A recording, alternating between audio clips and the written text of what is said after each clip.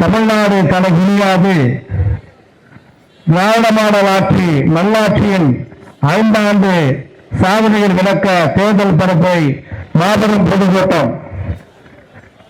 இந்த கூட்டத்திற்கு வரவேற்பு நல்கியிருக்கின்ற திருப்பெரும்புதூர் வடக்கு ஒன்றியத்தின் செயலாளர், திருப்பெரும்புதூர் ஒன்றிய குழு உறுப்பினர் அருமை சகோதரர் ஸ்ரீ கருணா அவர்களே,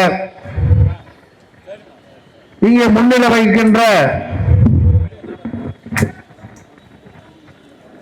குன்றத்தூர் தெற்கு ஒன்றியத்தின் செயலாளர் மாவட்ட ஊராட்சி தலைவர் அண்ணன் படப்பை மனோகரன் அவர்களே, இங்கே வருகை தந்திருக்கின்ற குன்றத்தூர் மத்திய ஒன்றியத்தினுடைய செயலாளர் திருமுடிவாக்கு ஏ மணி அவர்களே, மாங்காடு நகராட்சியுடைய செயலாளர் பட்டூர் எஸ் தர்முல்லா அவர்களே, இங்கே வருகை தந்திருக்கின்ற குன்றத்தூர் நகராட்சி செயலாளர் சகோதரர் சத்தியமூர்த்தி அவர்களே, இங்கே வருகை தந்திருக்கின்ற திருப்பெரும்புதூர் நகராட்சியுடைய தலைவி திருமதி சாந்தி சதீஷ்குமார் அவர்களே, திருப்பெரும்புதூர் ஒன்றியத்தின் துணைத் தலைவி மாணவி போஸ்கா அவர்களே, திருப்பெரும்புதூர் நகரத்துடைய துணைத் தலைவி இந்திராணி சுப்பிரமணிய அவர்களே, பொதுக்குழு உறுப்பினர் மா கணேஷ் பாபு அவர்களே, விவசாய அணியுடைய மாவட்ட அமைப்பாளர் செந்தில் தேவராஜ் அவர்களே,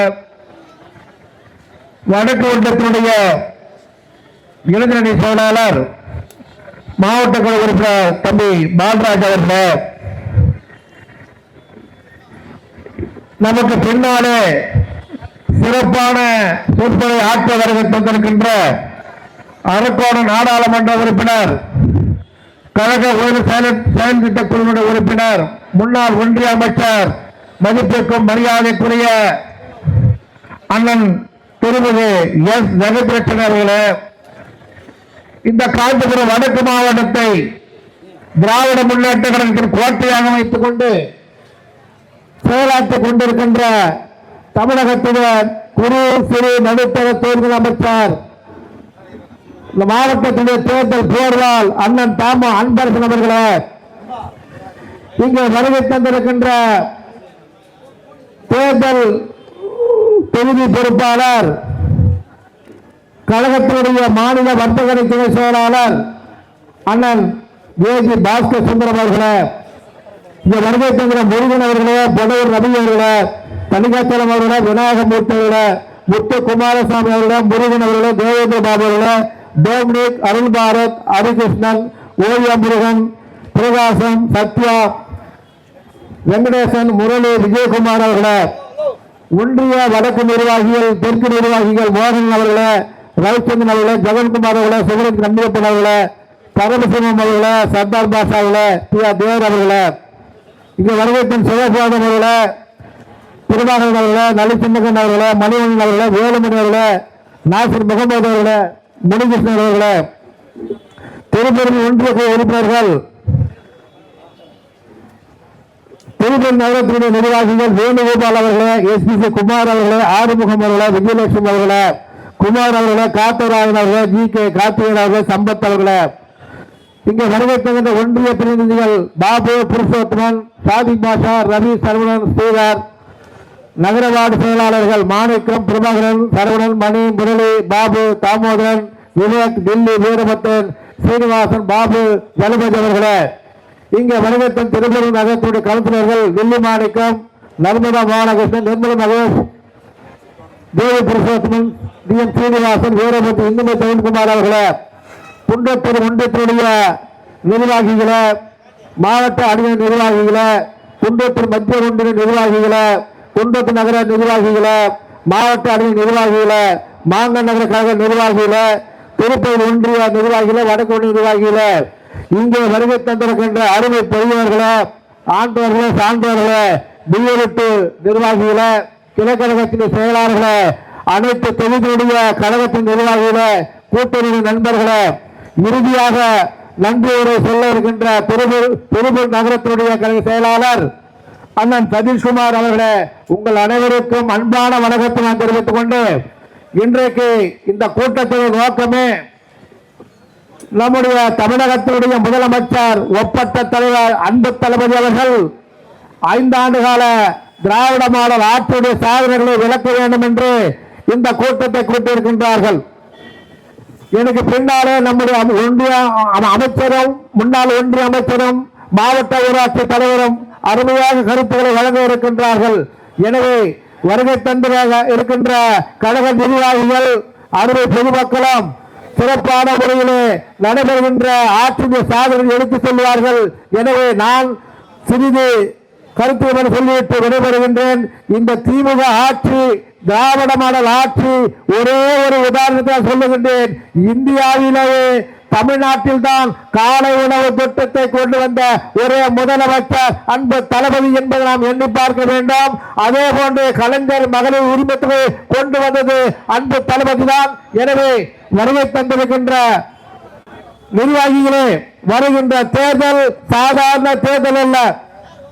2026 மீண்டும் திராவிட மாடல் ஆட்சி மலர வேண்டும். அதற்கு நாமெல்லாம் உறுதுணையாக இருக்க வேண்டும் என்பதை இந்த நேரத்தில் நான் சொல்லிக்கொள்ள கடமைப்பட்டுக் கொண்டேன். விசிலெடுத்தால் குன்றுகளெல்லாம் இன்றைக்கு தேர்தல் வந்துவிட்டது என்று குதித்துக் கொண்டிருக்கின்றது. எனவே அந்த விசில் அடிக்கிற குஞ்சுகளெல்லாம் அடக்கி ஆளுகின்ற திறமை திராவிட முன்னேற்ற கழக கூட்டணிக்கு மட்டும்தான் இருக்கிறது என்பதை நான் சொல்லிக்கொள்ள கடமைப்பட்டிருக்கின்றேன். இப்படை தோற்கின் எப்படை வெல்லும், தம்பியுடையான் படைக்கு அஞ்சான் சொன்னாரு நம்முடைய நேரின் அண்ணா அவர்கள். அந்த கருத்துக்கேற்ப நாமெல்லாம் இந்த கூட்டத்தை முடிந்து நாளையில் இருந்து இன்னும் ஒரு 40 நாட்கள் 50 நாட்கள் சுறுசுறுப்பாக உழைக்க வேண்டும். அதற்கு நம்முடைய மாவட்ட கழக செயலாளர் நம்ம எல்லாம் உசுப்பி ட்ரைனிங் கொடுத்து தயாராக வைத்திருக்கின்றார்.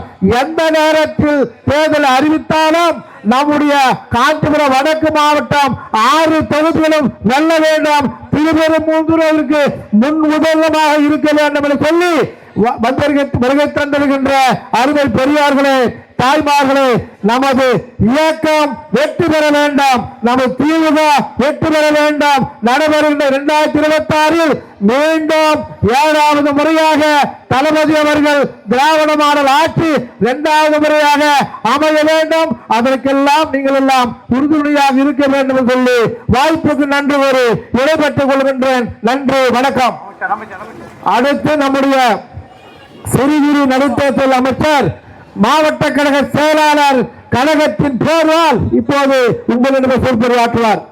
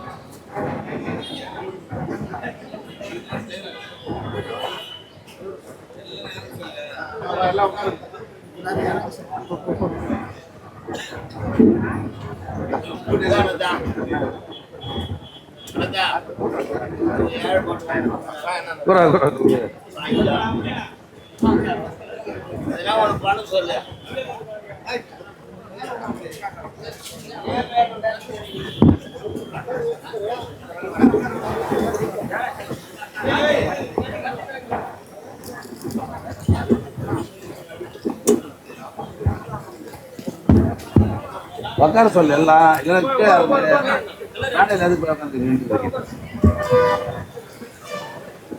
தமிழ்நாடு தலைகுனியாது. இன்றைக்கு தமிழகத்தில் நடைபெறுகிற திராவிட மாடல் நல்லாட்சியினுடைய 5 ஆண்டு சாதனைகளை நாட்டு மக்களுக்கு எடுத்து சொல்ல வேண்டும் என்று நம்முடைய ஒப்பற்ற தலைவர் மாண்புமிகு தமிழ்நாடு முதலமைச்சர் அவர்கள் நமக்கு கட்டளையிட்டு இன்றைக்கு தமிழ்நாட்டில் இருக்கிற 234 தொகுதிகளிலும் இன்றைக்கு இது போன்ற கூட்டங்கள் தொடர்ந்து நடைபெற்றுக் கொண்டிருக்கிறது. இன்றைக்கு திருப்பெரும்புதூர் சட்டமன்ற தொகுதி திராவிட முன்னேற்ற கழகத்தின் சார்பில் மிகுந்த எழுச்சியோடு நடைபெறுகிற இந்த தேர்தல் பிரச்சார பொதுக்கூட்டத்தினுடைய தலைவர் திருப்பரங்குன்றம் தெற்கு ஒன்றிய திராவிட முன்னேற்ற கழகத்துடைய செயலாளர் என்னுடைய அன்பு சகோதரர் கோபால் அவர்களே, இந்த கூட்டத்திற்கு வருகை தந்திருக்கிற இந்த கூட்டத்திற்கு வருகை தந்திருக்கிற நம் அனைவரையும் அன்போடு வரவேற்றிருக்கிற வடக்கு ஒன்றிய கழகத்துடைய செயலாளரும் இந்த ஒன்றியத்தினுடைய பெருந்தலைவருமான என்னுடைய அன்பு தம்பி எஸ்.டி. கருணா அவர்களே, இந்த கூட்டத்திற்கு முன்னிலை பொறுப்பேற்றிருக்கிற குன்றத்தூர் ஒன்றிய கழகத்துடைய செயலாளரும் காஞ்சிபுரம் மாவட்ட ஊராட்சி தலைவருமான என்னுடைய அன்பு தம்பி படப்பை மனோகரன் அவர்களே, ஒன்றிய கழக செயலாளர் தம்பி திருமுடிவாக்கம் மணி அவர்களே, மாங்காடு நகர திராவிட முன்னேற்ற கழகத்துடைய செயலாளரும் நகராட்சியுடைய துணைத் தலைவருமான தம்பி பட்டூர் ஜபருல்லா அவர்களே, குன்றத்தூர் நகர கழக செயலாளர் நகராட்சி மன்றத்துடைய தலைவர் தம்பி சத்தியமூர்த்தி அவர்களே, திருப்பரங்குன்றம் நகரமன்ற தலைவர் சாந்தி சதீஷ்குமார் அவர்களே, நகரமன்ற துணைத் தலைவர் சகோதரி இந்திராணி சுப்பிரமணியம் அவர்களே, கொஞ்சம் பறிச்சு வையா. பொதுக்குழு உறுப்பினர் தம்பி கணேஷ் பாபு அவர்களே, விவசாய அணியினுடைய அமைப்பாளர் தம்பி செந்தில் தேவராஜ் அவர்களே, ஒன்றிய இளைஞரணி அமைப்பாளர் மாவட்ட ஊராட்சி குழு உறுப்பினர் தம்பி பாலா என்கிற பாலராஜ் அவர்களே, இங்கே சிறப்புரையாற்ற வருகை தந்திருக்கிற முன்னாள் ஒன்றிய அமைச்சர் அரக்கோணம் நாடாளுமன்ற உறுப்பினர் எங்களை போன்றவர்களெல்லாம் வழிநடத்தி கொண்டிருக்கிற அற்புதமான சொற்பொழிவாளர் மரியாதைக்குரிய அண்ணன் ஜெகத் ரட்சகன் அவர்களே, நம்முடைய தொகுதியினுடைய பார்வையாளர் என்னுடைய அன்பு சகோதரர் கேஜி பாஸ்கர் சுந்தரம் அவர்களே, நம்முடைய கழக நிர்வாகிகள் முருகன் அவர்களே, பொடவர் ரவி அவர்களே, தனிகாசலம் அவர்களே, முத்து குமாரசாமி அவர்களே, தேவேந்திர பாபு அவர்களே, டோமினிக் அவர்களே, சத்யா அவர்களே, ரவிச்சந்திரன் அவர்களே, ஜெகன் குமார் அவர்களே, சுபரஞ்சனி கன்னியப்பன் அவர்களே, தம்பி பரமசிவன் அவர்களே, தம்பி சர்தார் பாட்சா அவர்களே, நேரு அவர்களே, என்னுடைய அன்பு சகோதரர் சிவபாதம் அவர்களே, கலை மோகன் அவர்களே, நளினா சின்னக்கண்ணன் அவர்களே, தம்பி வேலுமணி அவர்களே, மணிவண்ணன் அவர்களே, நாசர் முகமது அவர்களே, முனிகிருஷ்ணன் அவர்களே, யாரும் கோச்சிக்காதீங்க. வருகை தந்திருக்கிற இயக்கத்தினுடைய மூத்த முன்னோடிகளே, முன்னாள் இந்நாள் ஊராட்சி மன்ற தலைவர்களே, ஒன்றிய குழு உறுப்பினர்களே, இயக்கத்தினுடைய ஆணிவேராக இருக்கிற கிளைக்கழக செயலாளர்களே மற்றும் நிர்வாகிகளே, நகராட்சியிலிருந்து வருகை தந்திருக்கிற வார்டு கழகத்துடைய செயலாளர்களே மற்றும் நிர்வாகிகளே, உள்ளாட்சி மன்ற பிரதிநிதிகளே, இளைஞரணியை சேர்ந்த என்னுடைய அன்பு தம்பிமார்களே, பெருமளவில் இந்த நிகழ்ச்சியில் கலந்து கொண்டிருக்கிற என்னுடைய அன்பு சகோதரிகளே, தாய்மார்களே, நண்பர்களே, ஊர் பெரியவர்களே, இந்த திருப்பரங்குன்றம் பகுதியில் வசித்துக் கொண்டிருக்கிற வணிக பெருமக்களே, பெரியோர்களே, நண்பர்களே, இறுதியாக நன்றி உரையாற்ற இருக்கிற நம்முடைய திருப்பரங்குன்றம் நகர திராவிட முன்னேற்ற கழகத்துடைய செயலாளர் சகோதரர் சதீஷ்குமார் அவர்களே, வருகை தந்திருக்கிற உங்கள் அனைவருக்கும் என்னுடைய அன்பான வணக்கம். ஆக இந்த எழுச்சியான கூட்டத்தை மிகச்சிறப்பாக ஏற்பாடு செய்து எங்களை எல்லாம் பங்கேற்க செய்திருக்கிற இந்த தொகுதிக்குட்பட்ட ஒன்றிய நகர செயலாளர்கள், கழக நிர்வாகிகள், இந்த கூட்டம் சிறப்பாக அமைவதற்கு பாடுபட்டிருக்கிற ஒட்டுமொத்த இயக்கத்தோழர்களுக்கும் மாவட்ட திராவிட முன்னேற்ற கழகத்தின் சார்பில் என்னுடைய நன்றியை, பாராட்டுதலை, வாழ்த்துக்களை நான் தெரிவித்துக் கொள்ள கடமைப்பட்டிருக்கிறேன். இன்றைக்கு நம்முடைய தலைவர் அவர்கள் இந்த 5 ஆண்டுகளில் செய்திருக்கிற சாதனைகளை நாட்டு மக்களுக்கு எடுத்துச் சொல்ல வேண்டும் என்பதற்காக தமிழ்நாட்டில் இருக்கிற 234 தொகுதிகளிலும் இது போன்ற கூட்டங்களை நடத்த சொல்லி இன்றைக்கு நாடு முழுவதும் இது போன்ற கூட்டங்கள் தொடர்ந்து நடைபெற்றுக் கொண்டிருக்கிறது. நம்ம மாவட்டத்தில் இது 4வது கூட்டம், இன்னும் 2 கூட்டம் இருக்குது, அதுவும் மிகச் சிறப்பாக நடைபெற இருக்கிறது என்பதை நான் தெரிவித்துக் கொள்கிறேன். இன்றைக்கு அரசியல் களம் சூடேறி இருக்கிறது என்பது உங்களுக்குலாம் தெரியும். இந்த 4.5 வருஷத்துல ஆள் இல்லாதவங்களாம் இப்போ ரோட்டுக்கு வந்துட்டான். தனித்தனியாக எல்லா கட்சி தலைவரும் ஊர் ஊரா போறாங்க. குறிப்பா இந்த அதிமுக 4 வருஷம் ஆளே காணோம். இப்ப தேர்தல் அந்த மதுராந்தகத்தில் மோடி பிரச்சாரத்துக்கு அப்புறம் ஒரு 2-3 கார்ல கொடி கிடி போட்டுக்கின்னு வேஷ்டி கட்டின்னு சுத்திக்கிறாங்க. அதுக்கு முன்னே ஆளை காணும். பொதுவாக நம்ம கட்சியில் மட்டும்தான், அது ஆளுங்கட்சியாக இருந்தாலும் எதிர்கட்சியாக இருந்தாலும் கருப்பு சிவப்பு வேஷ்டி கட்டின்னு கம்பீரமாக இருக்கிற தொண்டர்கள் இருக்கிற கூட்டம். அதிமுக ஆட்சி இருந்தால் மட்டும்தான் வெளியே இருப்பான். ஆட்சி இல்லைன்னு வச்சுக்க ஆளே இருக்க மாட்டான். எப்போ வருவான் தெரியுமா? ஒரு 3 மாதத்துக்கு அப்புறம் தான் வருவான். ஆள் இருக்கிற மாதிரி காமிப்பான். இது அவங்க பழக்கம். இன்னைக்கு பெரிய கூட்டணி அமைச்சிருக்கிறாங்க அவங்க. மோடி தலைமையில் பிஜேபி ஆட்சி பிஜேபி தலைவர் தலைமையில் இன்னைக்கு ஒரு பெரிய கூட்டணி அமைச்சுக்கிறாங்கன்னு மதுராந்தகத்தில் பிரச்சார கூட்டம் நடந்தது. நீங்கள்லாம் டிவியில் பார்த்துருப்பீங்க. அது கூட்டணி இல்லை, எதுக்கும் உதவாத அணி, தோக்க போற அணி, சந்தர்ப்பவாத அணி. நீ வேணா பாருங்க யார் யார் யோகிய அந்த கூட்டணியில், யார் யோகிய. மோடி நம்மளை பார்த்து குற்றச்சாட்டு சொல்றார். திமுக ஊழல் ஆட்சி சொன்னாரா இல்லையா அந்த கூட்டத்தில்? நான் என்ன கேட்குறேன்னா, நீங்க கை கோர்த்து இருக்கிற ஆள் யாரு? யோகினா? இந்த பக்கம் எடப்பாடி பழனிசாமி, நல்ல காலம் ஜெயலலிதா இறந்து போச்சு, அது உயிரோட இருந்ததுன்னா அதுவும் 4 வருஷம் ஜெயிலில் இருந்துட்டு தான் வந்திருக்கோம் இல்லையா? கொள்ளை அடிச்சிட்டு நீதிமன்றத்தில் நிரூபிக்கப்பட்டு 100 கோடி ரூபாய் ஃபைனை கட்டிட்டு ஜெயிலில் இருந்து 4 வருஷம் ஜெயிலில் இருந்துட்டு வந்தவங்க தான் அவங்க. உண்டா இல்லையா? இந்த பக்கம் பார்த்தீங்கன்னா தினகரன் ஒரு ஆளுகிறான இந்த ஊரில் ஒரு ஆளுகிறானா, அவர் ஒரு கூட்டணி தலைவர், அவர் பேரில் கேஸ் இருக்குது.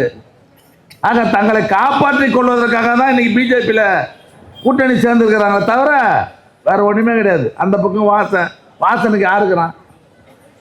ஒரு ஆள் சொல்லு இருக்கிறாங்களா? அவர் கூட ஒரு பெரிய கட்சி வேற ஒன்றா இருக்குது, தமிழருவி மணியன் கட்சின்னு ஒன்று வேற ஒன்றா இருக்குது. இவங்கெல்லாம் சேர்ந்து தான் கூட்டணின்னு காமிச்சிருக்கிறாங்க. ராமதாஸ் பையன் அன்புமணி, பாவம் ராமதாஸ், அவராவது ஊர் ஊரா போய் எங்களுக்கு தெரிஞ்சு 2000 ஊர் ஊரா நம்ம மதுராந்தகத்தெல்லாம் மரத்தடியில் கீழே சேர போட்டு உக்காந்துன்னு கட்சி வளர்த்தவர். இன்னைக்கு அவங்க அப்பனுக்கே துரோகம் பண்ணிட்டு வெளியே வந்ததுலேருந்து டெய்லி திமுக பற்றி தான் அறிக்கை கொடுப்பாரு. ஒரு 5 சேர்த்து பண்ணி வச்சுக்கிறாரு. டெய்லி மாறி மாறி வரும். நான் கூட கேட்டேன் பத்திரிகையில், நம்ம தினமலரில், டெய்லி அறிக்கை போடுறீங்க அப்படின்னு. காலையிலே டார்ச்சர் பண்ணுறாங்க, ஒரு ஆள் அனுப்பிச்சிடுறாருங்க, இதை போட்டி ஆகணுன்றாருங்க. என்ன செய்தி? மக்களுக்கு பெண்களுக்கெல்லாம் பாதுகாப்பு இல்லை தமிழ்நாட்டில். அது ஒரு நாளைக்கு வரும். இன்னொரு நாளைக்கு முன்னாடி கஞ்சா அதிகமாகி போச்சு, அது கட்டுப்படுத்துக்கு யோகிது இல்லை திமுகவில்னுவான். இன்னொன்று நாளைக்கு சட்ட ஒழுங்கு சரியில்லை. அவங்க அப்பாவை விட்டு பிரிஞ்சு வந்ததுக்கு அப்புறம் டெய்லி ஒரு செட் பண்ணிட்டா இருக்கும். நீ பார்த்துருப்பீங்க. யாரை ஏமாத்துற உண்மையில் கேட்டுக்குது. நீ உன்னை காப்பாற்றிக்கிறதுக்கு பிஜேபியில் இருக்கிற யார் யோகிய? ஆக உங்களை காப்பாற்றிக் கொள்வதற்காக தான் இன்னைக்கு பிஜேபி நாடி நீ கூட்டணி அமைச்சிருக்கிறத தவிர இது பொதுமக்களுக்கு தெரியாதா? இதே எடப்பாடி பழனிசாமி 3 மாதத்துக்கு முன்ன என்ன சொன்னாரு? இனி எந்த காலத்திலையும் பிஜேபியோட கூட்டணியை வச்சுக்க மாட்டேன்னு சொன்னாரா இல்லையா? ஞாபகம் இருக்குதா இல்லையா? இருக்குது.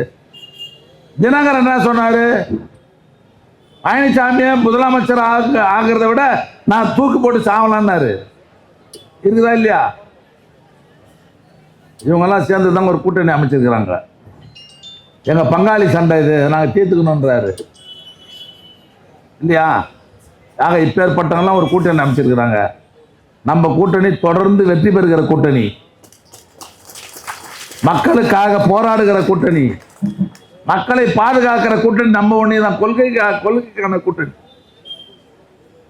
கடந்த காலங்களில் எவ்வளவு பெரிய வெற்றியை பெற்றோமோ அதை விட மிகப்பெரிய வெற்றியை இன்னும் 1.5 மாசத்தில் நடைபெறும் தேர்தலில் வெற்றி பெற்று 7வது முறையாக திமுக ஆட்சிக்கு வரும்.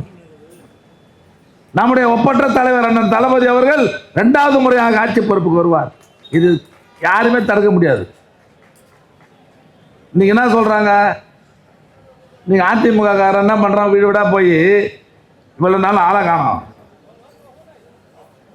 ஒரு மிஷின் ஒன்று எடுத்து போறானுங்க தெரியுமா, ஒரு மிஷின் ஒன்று எடுத்து போய் ஒவ்வொரு வீட்டுக்கும் போய் நீ எவ்வளோ நீ கரண்ட் பில்லு கட்டுற, ஏற்கனவே எவ்வளோ கட்டின, இத்தனை மாதத்துக்கு இப்போ உனக்கு இவ்வளோ அதிகமாக இருக்குது, இது திமுகவால் தான் அதிகமாகி போச்சுன்ற சொல்கிறான்.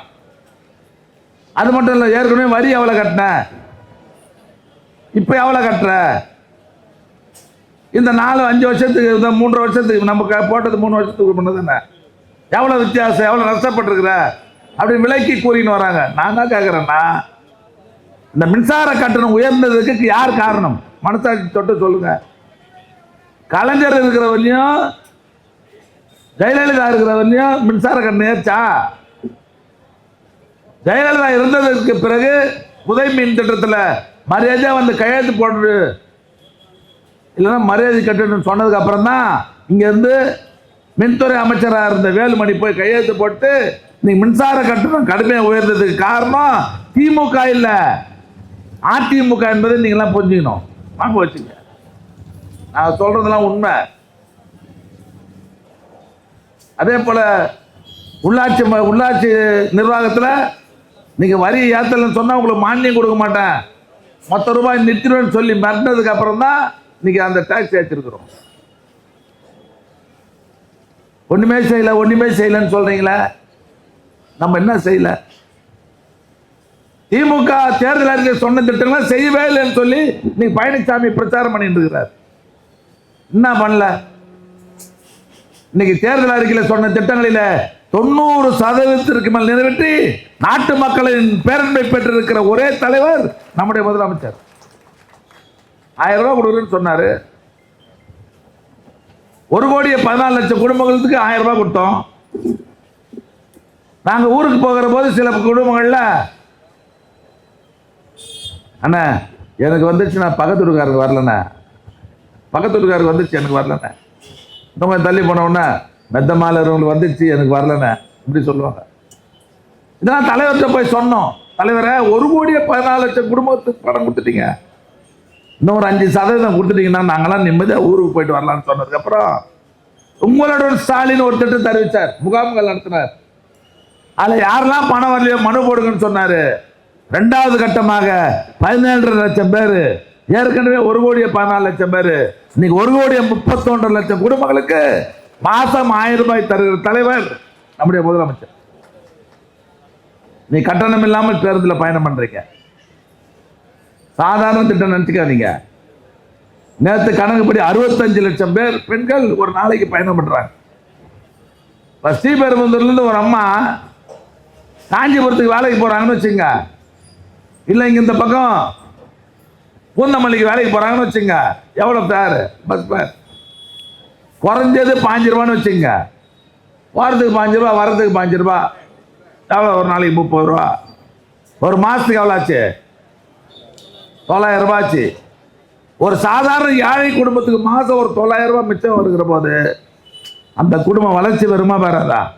இதுதான் இந்த திட்டத்தினுடைய நோக்கம். ஆக ஏழை எளிய கீழ்மட்டத்தில் இருக்கிற அந்த ஏழைப்பாளைகளை எல்லாம் கை தூக்கி மேல்தட்டுக்கு கொண்டு வருகிற பொறுப்பை மிகச்சிறப்பாக செய்கிற ஒரே தலைவர் நம்முடைய தலைவர்கள் மட்டும்தான். நாங்களாம் விக்கிரவாண்டி தேர்தலுக்கு போனோம் எலெக்ஷன்ல, நம்மளாம் சென்னை புறநகர் பகுதியில் இருக்கிறோம். ஒரு சித்தாலை வேலைக்கு போனோட 9,000 ரூபாய் சம்பளம் தராங்க. ஆனா அந்த பக்கம் போனீங்கன்னா விவசாயம் முழுக்க முழுக்க விவசாயம். எவ்வளவு தெரியுமா கூலி? விவசாயம் முழுசுமா வேலை இருக்காது. வாரத்துக்கு 3 நாள் வேலை கிடைச்சாலுமே போறோம். 140 ரூபா 130 ரூபா சம்பளம் கூலி. காலையில் 6 மணிக்கு போய் 2 மணிக்கு வரணும். அந்த குடும்பம் வளருமா? வளராது. அப்பேற்பட்ட குடும்பங்கள்ல காலையில குழந்தைங்களை சாப்பாடு கூட கொடுக்காம ஸ்கூலுக்கு அனுப்பிச்சிருவாங்க. பட்டியலில் போகிற குழந்தை படிக்குமா? இல்லை டீச்சர் சொல்றது மூளையில் ஏறுமா? அப்போ அந்த குழந்தை என்ன ஆயிடுவான்? என்னவான்? புத்தி இல்லாத ஆயிடுவான், அறிவு இல்லாதவனா இருப்பான். இதை உணர்ந்து நம்முடைய தலைவர் என்ன பண்ணாரு? தமிழ்நாடு முழுவதும் எவ்வளவு தொடக்கப்பள்ளி இருக்குது கணக்கு எடுத்தாரு. அதில் எவ்வளவு மாணவர்கள் இருக்கிறான்னு கணக்கு எடுத்தாரு.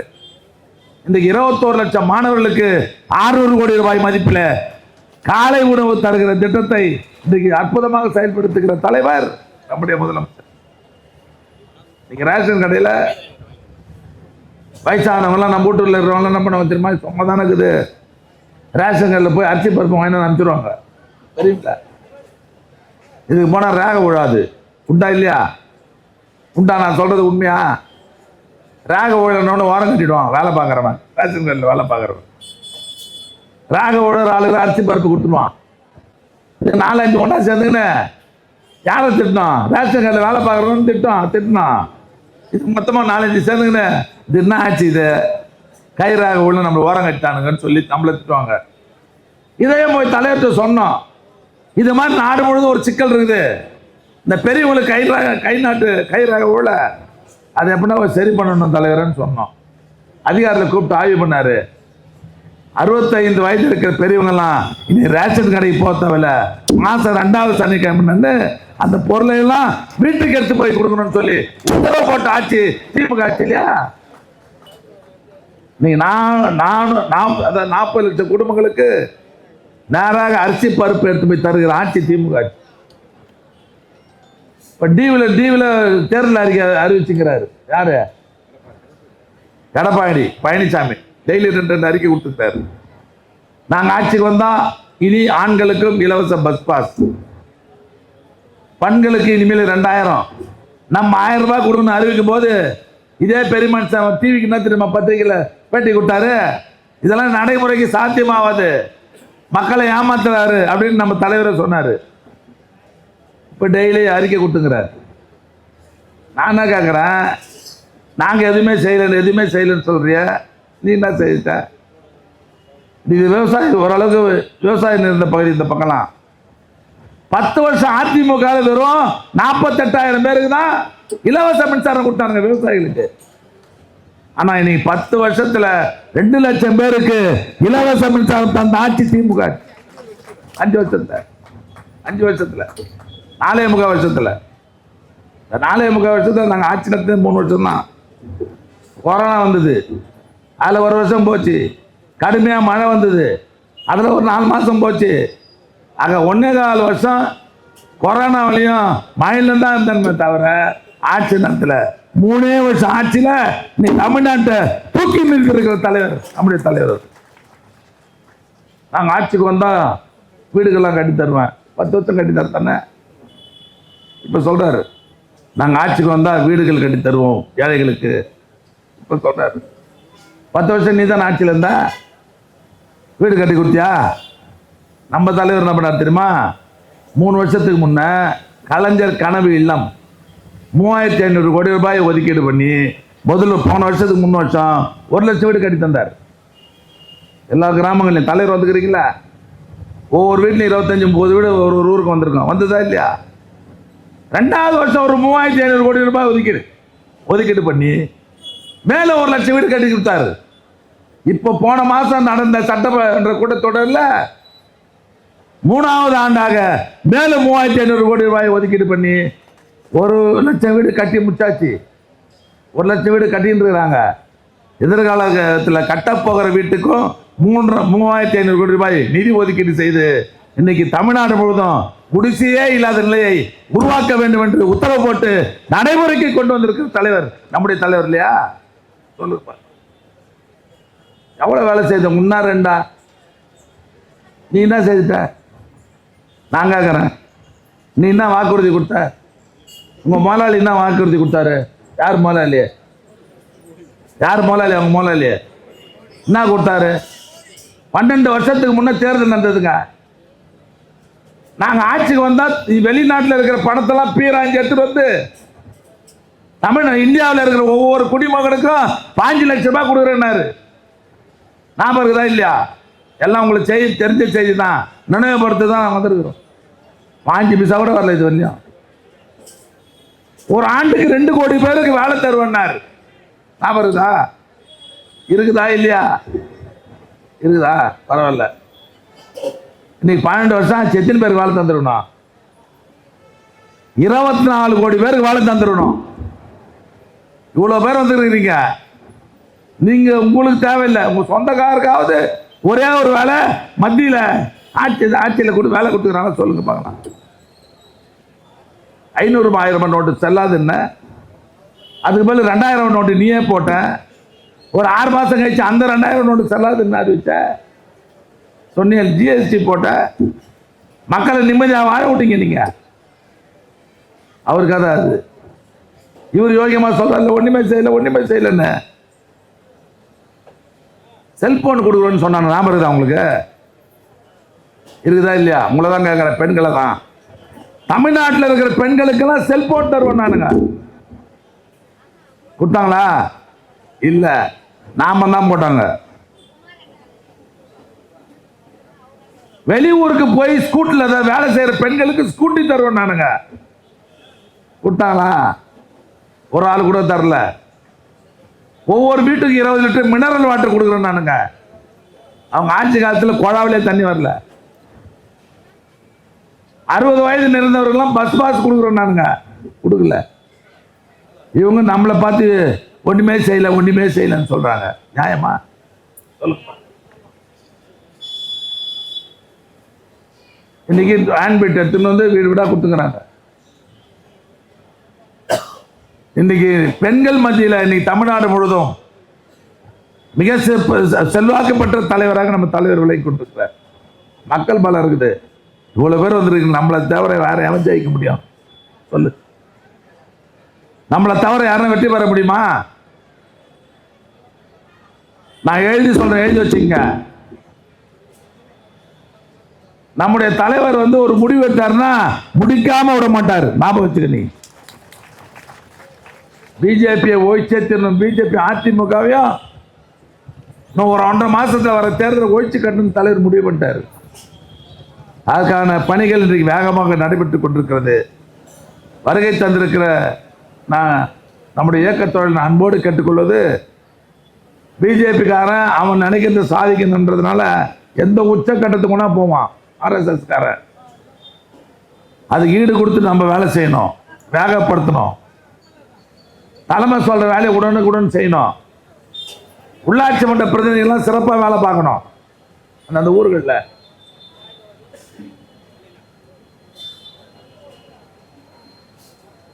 இன்னைக்கு இந்த பெரும்புதூர் ஒரு எந்த அளவுக்கு இருந்ததுன்னு உங்களுக்கு தெரியும். ஸ்ரீபெரும்புதூர் அதுக்கு முன்னே நம்ம மாவட்டத்திலே பின்தங்கிய ஒன்றியதுன்னா நம்ம ஸ்ரீபெரும்புதூர் தான். அந்த பக்கம் பார்த்தீங்கன்னா திருப்பூர், இந்த பக்கம் பார்த்தீங்கன்னா ஸ்ரீபெரும்புதூர். பின்தங்கிய ஒன்றியம்னா இங்கே தான். இன்னைக்கு இந்த மாவட்டத்திலே பெரிய ஒன்றியம், வசதியான ஒன்றியதுன்னா ஸ்ரீபெரும்புதூர் ஒன்றியம் தான். அந்த அளவிற்கு மிகப்பெரிய வளர்ச்சியை இன்றைக்கு இந்த பகுதியில் ஏற்படுத்தி தந்த ஆட்சி திமுக ஆட்சி. மறந்துடாதீங்க. ஏற்கனவே நான் பல கூட்டங்களில் சொல்லியிருக்கிறேன்.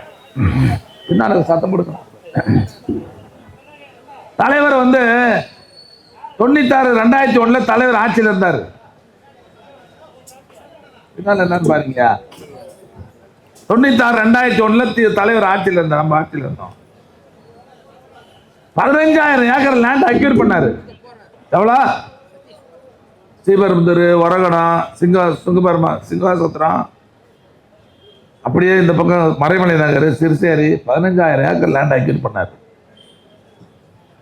அப்போ கூட நம்ம 2001 தேர்தலில் போகும்போது எல்லாம் சங்கடப்பட்டாங்க. உங்களுக்கு ஓட்டு போட மாட்டோம். நாங்கள் வெளியே விற்றா கூட 2,500 ரூபாய்க்கு விற்றுருப்போம் ஒரு ஏக்கரை. நீங்கள் 1,500 ரூபாய்க்கு எடுத்துக்கிறீங்க, அதனால உங்களுக்கு ஓட்டு போட மாட்டோம். ராகவன் நிற்க வச்சோம்ப்பா, தோத்து போயிட்டாரு. 2001 அதிமுக ஆட்சி வந்தது. நல்ல நிர்வாகம் வந்தால் என்ன பண்ணிருக்கணும்? 15,000 ஏக்கர் நிலத்தை வாங்கி வச்சிருக்கிறோம். என்ன பண்ணிருக்கணும்? தொழிற்சாலை கொண்டு வரணும்ல, அப்படியே வச்சு போயிட்டாங்க. 2006 தலைவர் வந்தாரு. நம்முடைய நம்முடைய முதலமைச்சர், அப்போ துணை முதலமைச்சர், இண்டஸ்ட்ரி மினிஸ்டர், இன்னைக்கு இந்த 15,000 ஏக்கர்லையும் 5 வருஷத்துல ஆயிரக்கணக்கான தொழிற்சாலைகளை கொண்டு வந்து இன்னைக்கு இந்த பகுதியில் 30 லட்சம் பேர் வேலை பார்க்குறான். மறைமுகமாக 50 லட்சம் பேர் வேலை பார்க்குறான். அந்த வளர்ச்சியை இந்த பகுதிக்கு ஏற்படுத்தி தந்த தலைவர் கலைஞரும் நம்முடைய மாண்புமிகு தமிழ்நாடு முதலமைச்சரும் தான். பார்த்துட. அதனால் இன்னைக்கு சின்ன ஊர்ல இருந்து பெரிய மாநகராட்சி வரை மக்களின் அடிப்படை தேவைகளை முழுவதுமாக நிறைவேற்றி தந்திருக்கிற ஆட்சி திமுக ஆட்சி. இரவு பகல் பாராமல் ஒழித்துக் கொண்டிருக்கிறார் தலைவர். நாளைக்கு இந்த பக்கம் போறார், ஒவ்வொரு மாவட்டமா போறார், சுற்றுப்பயணம் பார்த்துட்டு இருப்பீங்க. காலையில கோட்டைக்கு போறாரு. அதுக்கு முன்ன ஜெயலலிதா கோட்டைக்கு போனாலுமே இன்று கோட்டைக்கு வருகிறார் முதலமைச்சர் எழுதுவான் பத்திரிகையில.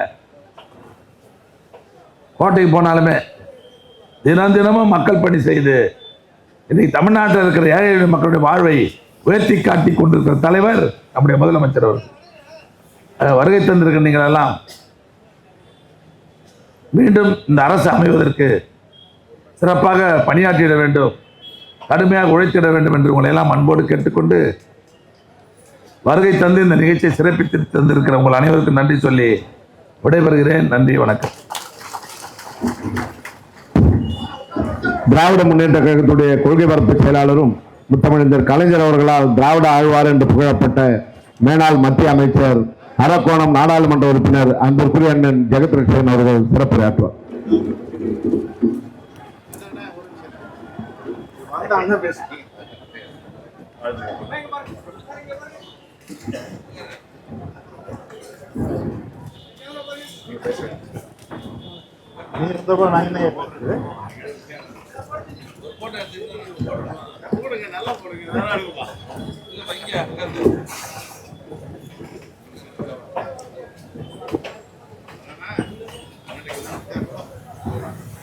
அன்புடைய பெருமக்களே, பாசத்திற்குரிய என்னுடைய பழைய வாக்காளர் பெருமக்களே,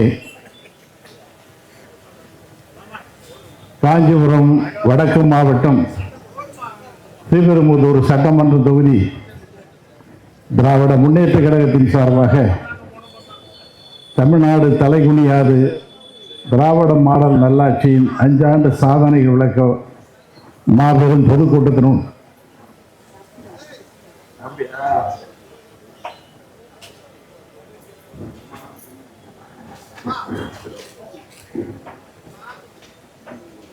இந்த இணைய நிகழ்ச்சியினுடைய தலைவர் ஸ்ரீபெரும்புதூர் தெற்கு ஒன்றிய கழகத்தினுடைய செயலாளர் பாசத்துக்குரிய அருமை தம்பி கோபால் அவர்களே, வரவேற்புரை நல்கி அமர்ந்திருக்கிற பாசத்திற்குரிய அருமை தம்பி SC கருணாநிதி அவர்களே, முன்னிலை வைத்து அமர்ந்திருக்கிற பாசத்திற்குரிய அருமை தம்பி படப்பை மனோகரன் அவர்களே,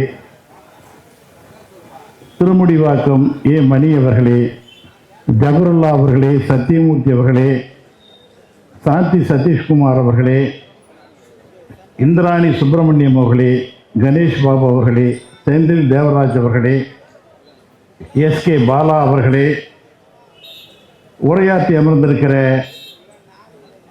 ஸ்ரீபெரும்புதூர் தொகுதியினுடைய தேர்தல் பொறுப்பாளர் அருமை தம்பி KG பாஸ்கர் சுந்தரம் அவர்களே, இங்கு நீண்ட உரையாற்றி கழகத்தினுடைய சாதனைகளை எல்லாம் விளக்கி அமர்ந்திருக்கிற இந்த மண்ணின் மைந்தராகவும் மாண்புமிகு அமைச்சராகவும் மாவட்ட செயலாளராகவும் என்றைக்கும் என்னுடைய இதயத்தில் ஒரு தங்க சிம்மாசனம் போட்டு அமர்ந்திருக்கிற என்னுடைய பாசத்திற்குரிய அருமை தம்பி ராமு அன்பரசன் அவர்களே, காஞ்சிபுரம் வடக்கு மாவட்ட கழக நிர்வாகிகளே, ஸ்ரீபெரும்புதூர் தெற்கு ஒன்றிய நிர்வாகிகள், ஸ்ரீபெரும்புதூர் வடக்கு ஒன்றிய நிர்வாகிகள், திருவள்ளூர் ஒன்றிய குழு உறுப்பினர்கள், ஸ்ரீபெரும்புதூர் நகர கழக நிர்வாகிகள் மற்றும் ஒன்றிய பிரதிநிதிகள், கழகத்தினுடைய முக்கிய முன்னோடிகள் மற்றும் நன்றி உரையாற்ற இருக்கின்ற சதீஷ்குமார்,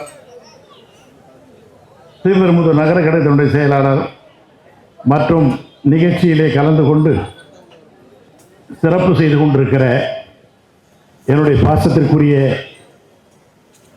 அன்பு உடன்பிறப்புகளே, பெரியோர்களே, தாய்மார்களே, உங்கள் அனைவருக்கும் என்னுடைய பணிவான வணக்கங்கள். கழக ஆட்சியுடைய 5 ஆண்டு கால சாதனையை இங்கே விளக்குகிற ஸ்ரீபெரும்புதூர் நகரத்தில் இவ்வளவு பிரம்மாண்டமாக ஏற்பாடு செய்து நம்மை எல்லாம் மகிழ்வித்துக் கொண்டிருக்கிற நம்முடைய ஒன்றிய கழகத்தினுடைய செயலாளர் உள்ளிட்ட அத்தனை பேருக்கும் என்னுடைய நன்றியையும் வணக்கத்தையும் தெரிவித்துக் கொள்கிறேன். இன்னைக்கு ஒரு நல்ல நாள்.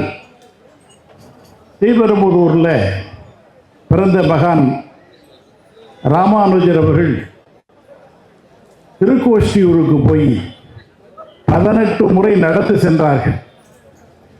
அந்த மந்திரத்தை ஓம் நமோ நாராயணா என்ற மந்திரத்தை பெறுவதற்கு 18 முறை நடந்து சென்றார்கள் திருக்கோஷ்டியூருக்கு.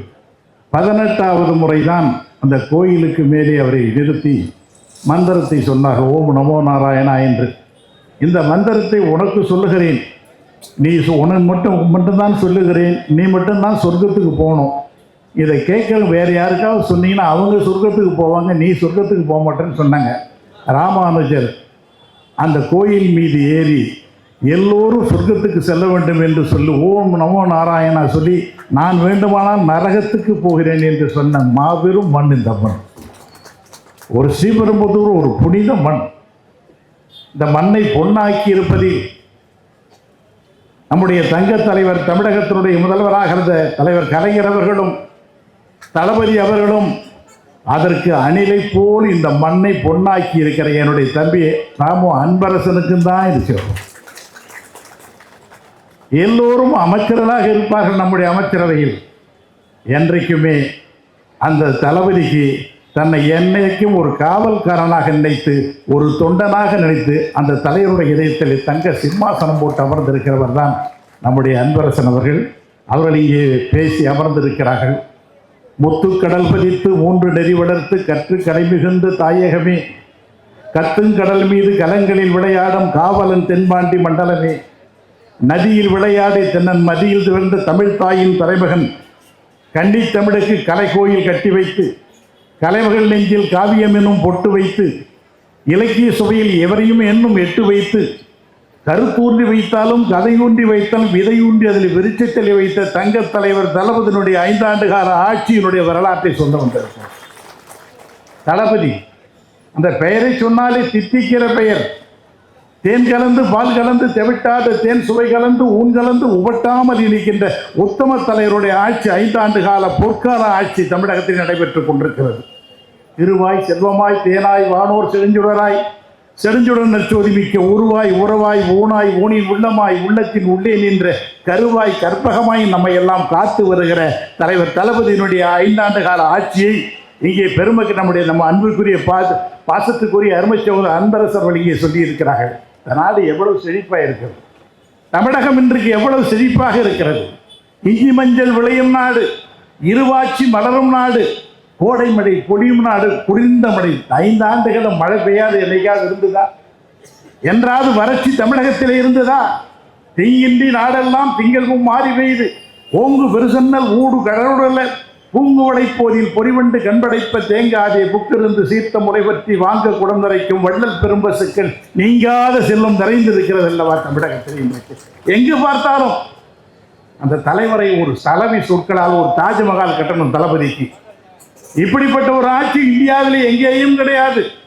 இன்று காலை பொன்னடக்கம் பொருளடக்கம் தன்னடக்கம் கூட அந்த தங்க தலைவர் காலையிலே தொலைபேசியிலே சொன்னார்கள். உங்களுக்கு கூட்டம்னு கேட்டார். நான் சொன்ன ஸ்ரீபெரும்புதூருக்கு போறேன்னா என்ன, ஒரு குறிப்பை இருக்கிறேன், அந்த கூட்டத்தில் முதல்ல அதை வாசிச்சுட்டு வாங்க அப்படின்னு சொன்னார். எப்படிப்பட்ட முதலமைச்சர் பாருங்க. உலகத்திலே இருக்கிற தலைவராக, இந்தியாவிலே தலை சிறந்த முதலமைச்சராக, இந்தியாவிலே 234 தொகுதி இருக்கிறது. 234 தொகுதியிலே எவ்வளவு பிரச்சனைகள் இருக்கிறது. நான் ஸ்ரீபெரும்புதூருக்கு போகிறேன் சொன்ன உடனே நான் ஒரு சாதாரண தொண்டை அந்த தொகுதியில் கடந்த 5 ஆண்டுகளாக என்னெல்லாம் திட்டங்கள் நிறைவேற்றி இருக்கிறோம் அதை மட்டும் நீங்க போய் சொல்லிட்டு வாங்கன்னு சொல்லிட்டு அந்த லிஸ்ட்டை எனக்கு கொடுத்துருக்கிறாருப்பா. இந்த பகுதியை பற்றி அவர் இந்த மண்ணை எப்படி நினைக்கிறார்ன்றதுக்கு ஒரு எடுத்துக்காட்டு அவர் சொல்லியிருக்கார். மொத்தத்தையும்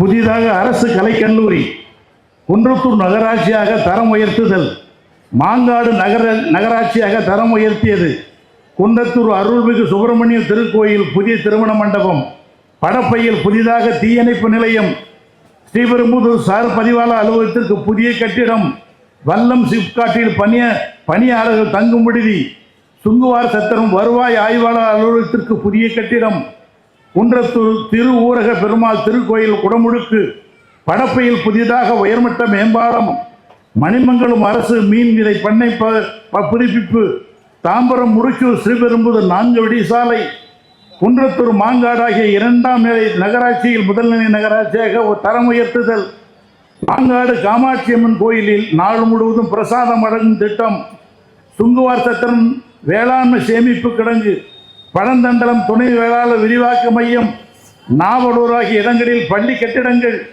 2ஆம் கட்டளை நெல்லித்தோப்பு ஏரிக்கரை நெமிலி கொடுமணி பாக்கம், கரை மாநகர் வேவலூர் குப்பம், கச்சிப்பட்டு, சேத்துப்பட்டு, நடுவீரம்பட்டு, பூந்தண்டலம், சின்ன பனிச்சேரி, சிவன்தாங்கல், கீழ்படப்பை, ஆதனூர், படப்பை, ஆதனஞ்சேரி ஆகிய இடங்களில் புதிதாக துணை சுகாதார நிலையங்கள், ஒரகடம் புதிய தீயணைப்பு மற்றும் மீட்பு பணி நிலையம், படப்பையில் புதிதாக காவல் நிலையம்.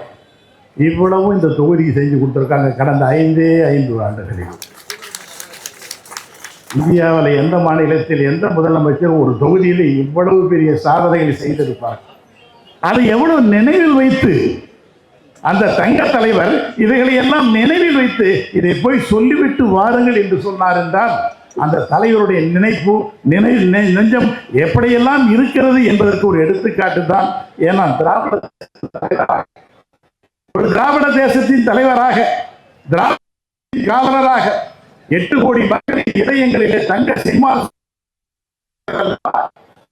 நாடை கட்டி நம்பி மரசு கொட்டி கோடி வாழ்கிற பல கோடி தமிழர் இதயங்களிலே தங்க சிம்மாசனம் போட்டிருக்கிற அன்பு சொந்தங்களாய், வரலாற்று தங்கங்களாய், சிகரங்களை செதுக்கிற சிங்கங்களாய், காற்றோடு கை கொடுக்கும் கடல் நெருப்புகளாய், மின்னலை விழுங்கி மின்சாரத்தை கொப்பளிக்கும் தளபதியினுடைய இதய துடிப்புகளே ஒவ்வொரு நாளும் நான் நினைத்து மகிழ்கிற ஒரு மாபெரும் தலைவராக, மாபெரும் முதலமைச்சராக விளங்கிக் கொண்டிருக்கிறார்கள்.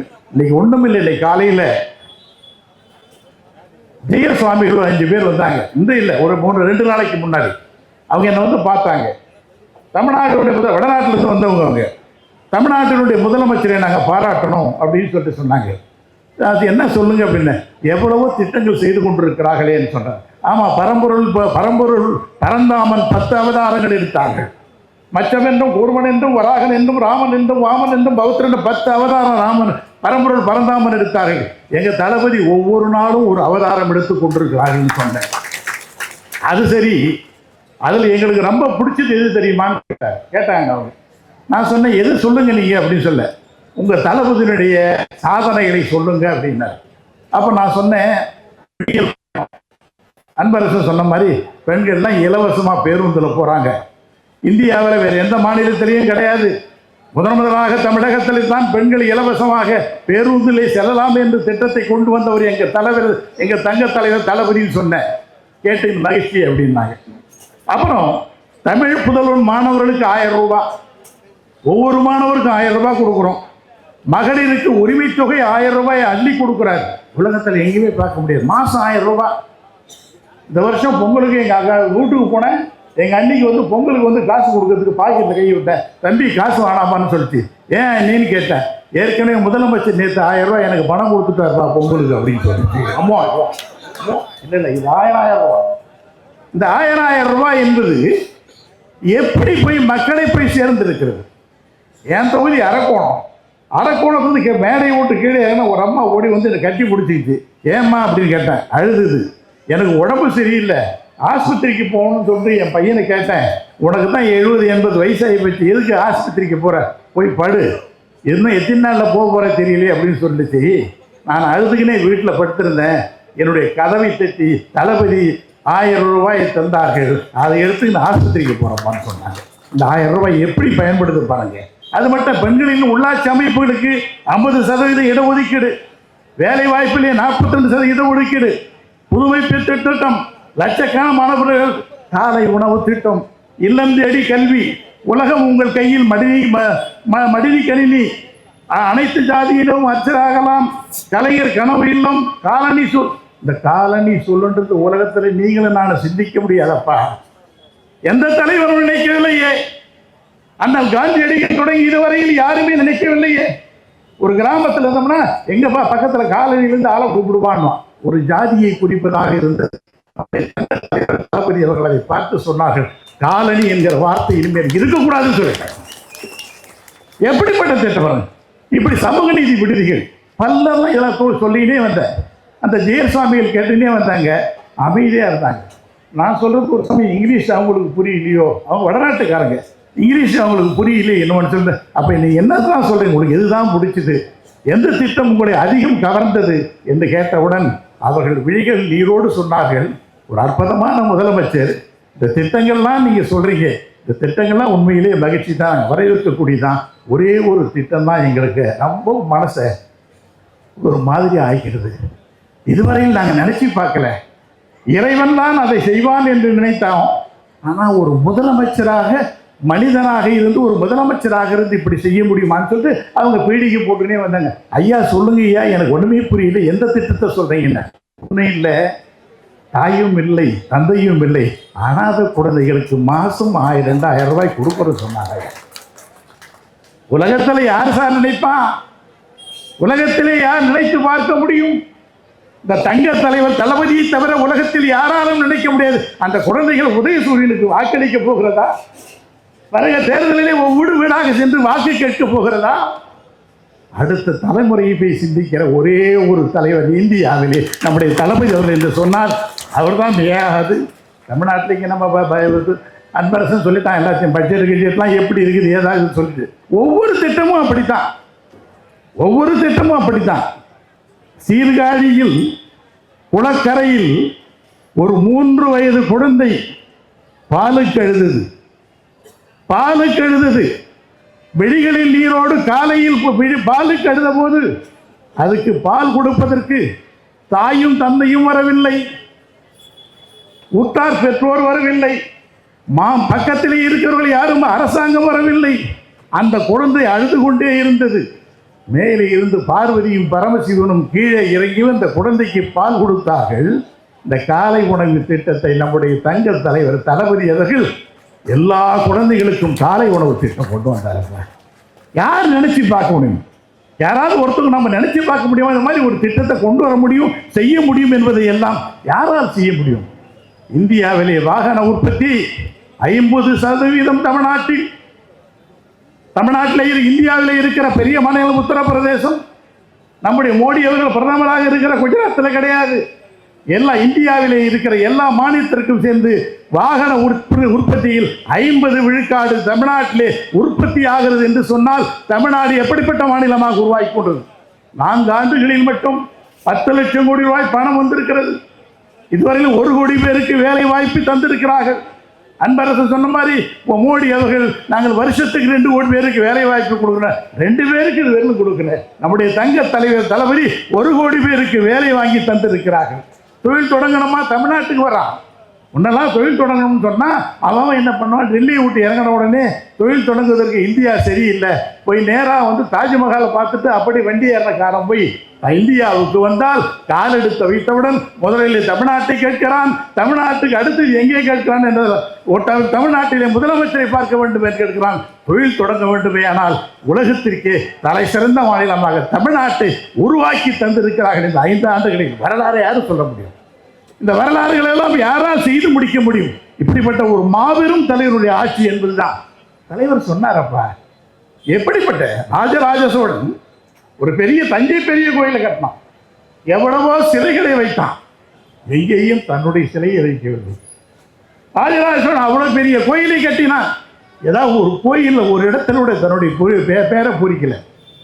அதுபோலத்தான் தமிழ்நாட்டில் இதுவரை தமிழ்நாட்டு அரசியல் ஆட்சி அமைத்த போது பெருந்தலைவர் காமராஜர் ஆட்சி என்று சொன்னோம், பேரறிஞர் அண்ணாவின் ஆட்சி என்று சொல்லும், முத்தமிழறிஞர் கலைஞர் ஆட்சி என்று சொன்னோம், புரட்சி தலைவர் எம்ஜிஆர் ஆட்சி என்று சொன்னோம், அம்மா ஆட்சி என்று தான் இதுவரை சொல்லின்னு வந்தாங்க. தளபதி அவர்கள் தான் சொன்னார்கள், இது என்னுடைய ஆட்சி, இது மு க ஸ்டாலின் அரசு அல்ல, திராவிட மாடல் அரசு. இது ஒரு கட்சியின் அரசு அல்ல, ஒரு இனத்தின் அரசு. இது எனது அரசு அல்ல, இது நமது அரசு என்று ஒரு போர் பிரகடனம் பண்ணி இருக்கிறார்கள் என்று சொன்னால் இப்படிப்பட்ட மாமனிதரை எங்கே பார்க்க முடியும்? இந்த ஸ்ரீபெரும்புதூரில் பிறந்த ராமானுஜருக்கு காவியம் எழுதினார் நம்முடைய தங்க தலைவர். யாருமே பார்க்க முடியாது. எல்லாரும் நினைச்சாங்க தலைவர் ஒரு பகுத்தறிவாதியாச்சு, ராமானுஜருக்கு எழுதினார சொன்னாங்க 1000 ஆண்டுகளுக்கு முன்பாக ஜாதியை ஒழிக்க வேண்டும் என்று சொல்லி திருக்குலத்தார் என்கிற பெயரை சொன்னாரே ராமானுஜர், அவருடைய காவியத்தை நான் எழுதுகிறேன் என்று சொல்லி இந்த ஸ்ரீபெரும்புதூரிலே பிறந்த ராமானுஜர் பெருமானை உலகம் முழுதும் தெரிந்து கொள்வதற்கு வழிவகை செய்தவர் நம்முடைய தங்க தலைவர் கலைஞர் அவர்கள் தானே. நினைச்சு பார்த்துட்டே இருக்கலாம், அனைத்து ஜாதியினரும் அர்ச்சகர் ஆகலாம். எங்கப்பா நடக்கும்? நான் சமீபத்தில் இதுக்கு போயிருந்தேன், எங்க அயோத்திக்கு போயிருந்தேன்.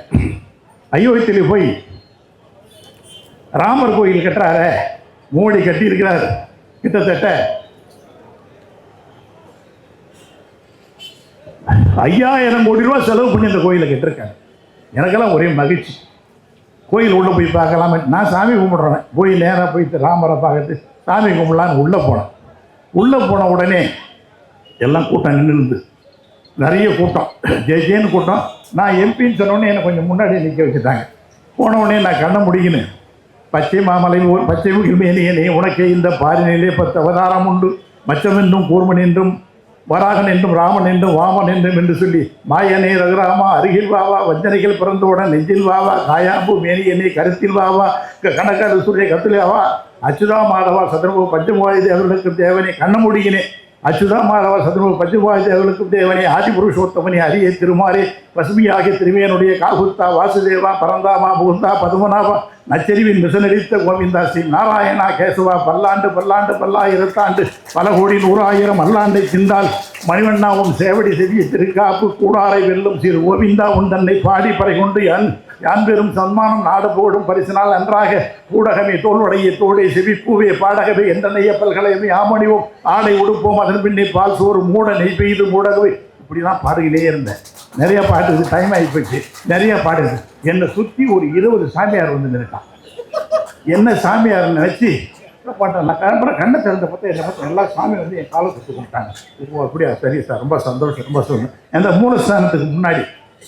அப்போ நான் என்ன பண்ணேன், அடடா நம்மளை சாமியார் நினச்சிட்டான் அப்படி சொல்லிட்டு நம்மக்கிட்ட விபூதிலாம் ஒன்றும் இல்லை, எல்லாரும் போட்டு ஆசீர்வாதம் மட்டும் பண்ணிவிட்டு அந்த மூலஸ்தானத்துக்கு காலை எடுத்து வச்சேன்.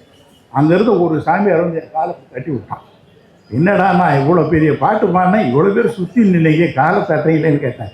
நீங்களாம் உங்கள் மூலஸ்தானத்துக்கு உள்ளே போகக்கூடாது, கோயிலுக்கு உள்ளே போகக்கூடாது, வெளியே தான் நிற்கணும்.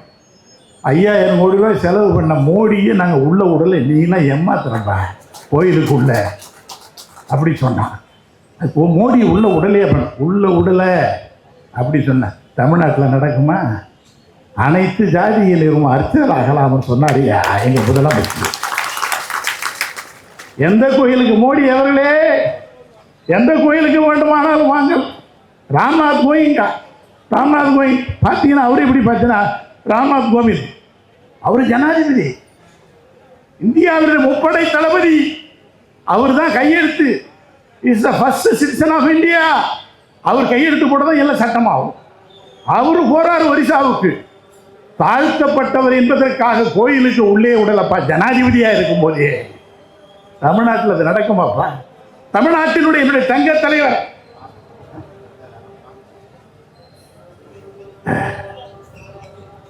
போராடியவன் ஆங்கில அரசின் மாவட்ட ஆட்சியர் ராபர்ட் வில்லியம்னு ஒருத்தவன். வஉசிக்கும் சுப்பிரமணிய சிவாவுக்கும் அதிகமாக தொல்லை கொடுத்துருந்தான்.